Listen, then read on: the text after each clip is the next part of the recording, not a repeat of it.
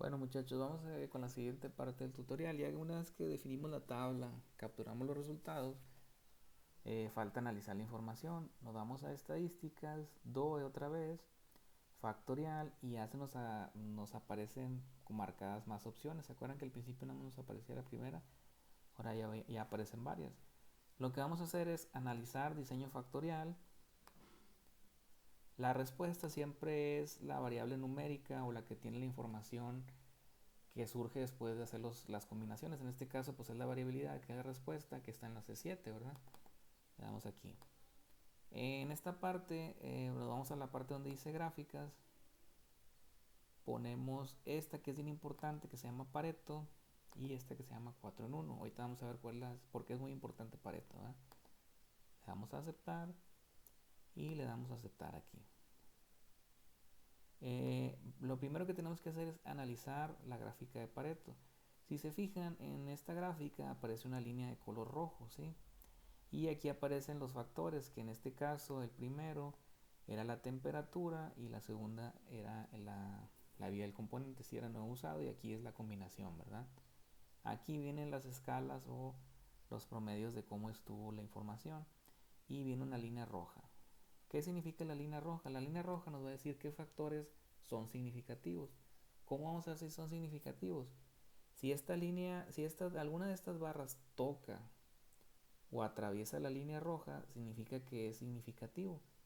En este caso, como ninguna se acerca en lo más mínimo, de hecho aquí hay un mundo de diferencia entre las dos, se puede concluir que no existe los factores referentes a la temperatura y la vida del componente no son significativos en la variabilidad. Entonces, aunque ellos juraban y perjuraban que tenían algún tipo de efecto en la variabilidad, este experimento nos está demostrando que no es así.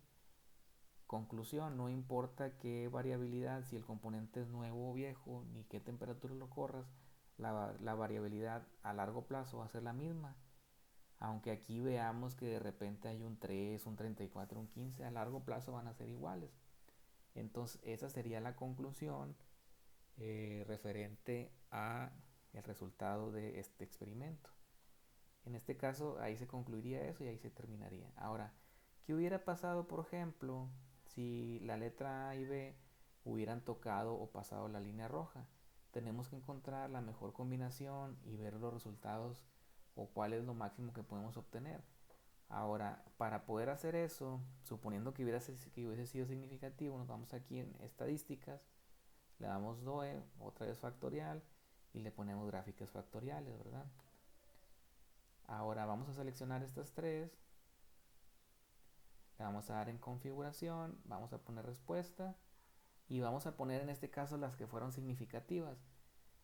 Por ejemplo, ustedes van a hacer algunos problemas donde traen varios factores, a lo mejor van a venir cuatro, y a lo mejor significativas van a ser dos, pues tienen que seleccionar nada más las dos significativas. En este caso, como es un ejemplo hipotético, vamos a seleccionar las dos, le damos a aceptar, acá también, aquí seleccionamos las dos, y acá también en cubo, ¿verdad? Seleccionamos aquí y aquí, y le damos a aceptar, y otra vez aceptar.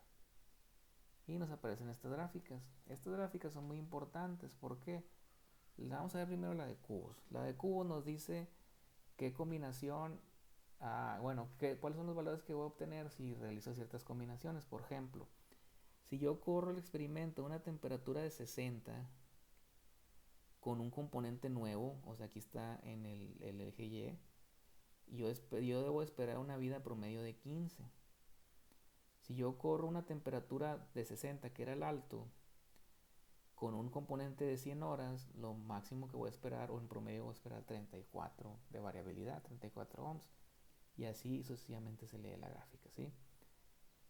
Tenemos esta gráfica de interacción. Esta gráfica nos dice exactamente lo mismo, solamente que no nos lo dice en forma de cubo. Lo único que tenemos que hacer es leer, en este caso, cuál es el factor, y aquí es la media, ¿verdad?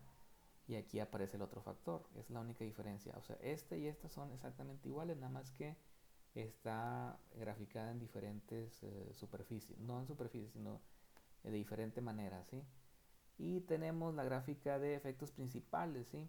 Aquí nos dice cuánto se mueve la media o cuánto se mueve el valor si yo cambio a una, o sea, aquí en este caso, en esta y esta son combinaciones, ¿verdad? Combino un factor con el otro y me da un resultado. Aquí combino un factor con el otro y me da un resultado. Y en esta son los puros factores de manera individual. Si yo corro la temperatura, por ejemplo, en un nivel bajo, yo espero esta media. Si yo corro el factor de la vida del componente para 100 horas, que era el alto, yo espero en esta media, ¿verdad? Y así sucesivamente. Entonces, tiene sus pros y sus contras.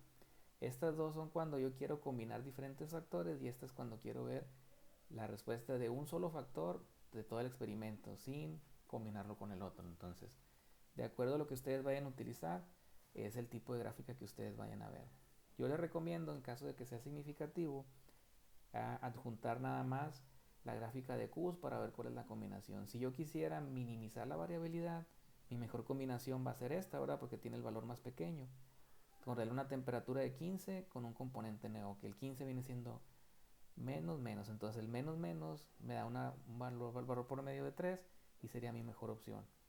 Si yo quisiera maximizar la variabilidad, busco el valor más grande, que es 34, y eso se logra al correr una temperatura de 60 y 100 horas, ¿sí?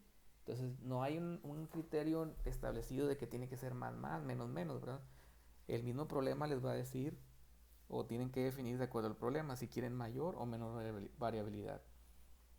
Entonces, esto sería todo por el día de hoy en lo referente a este tema. Yo les voy a poner 3 ejemplos didácticos para que ustedes puedan practicar lo que estamos viendo ahorita. Ya saben que si tienen algún tipo de, bueno, si tienen algún contratiempo, alguna duda o algo, pueden contar conmigo, no hay ningún problema. Estoy en los medios y canales electrónicos y pues espero que puedan lograr un buen trabajo. Estamos en contacto.